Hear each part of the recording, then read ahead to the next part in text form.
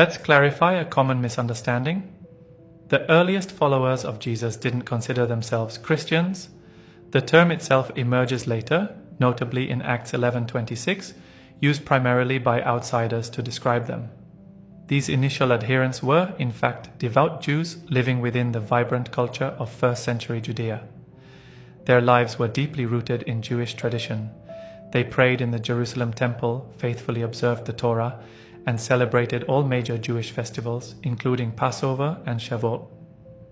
Crucially, for them, Jesus was not perceived as God in the flesh. Instead, they understood him through the lens of Jewish messianic hope. He was the Mashiach, the Hebrew term for Messiah, meaning the Anointed One, a human figure specifically chosen by God for a divine purpose. Jewish expectations for the Messiah at that time were clear. He would restore Israel's independence. He would purify the faith. And he would lead the people back to full obedience to God's law. They regarded Jesus primarily as a prophet, much like Moses, a dedicated servant of God, and a profound moral teacher. Even following his alleged crucifixion, they didn't abandon their Jewish practices.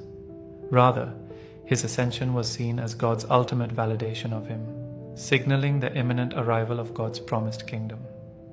At this foundational stage, concepts like the Trinity, a formalized doctrine of divinity for Jesus, or the idea of Jesus as God the Son, were simply not present. This movement remained, at its core, a purely Jewish phenomenon, centered on a man they believed to be God's direct messenger,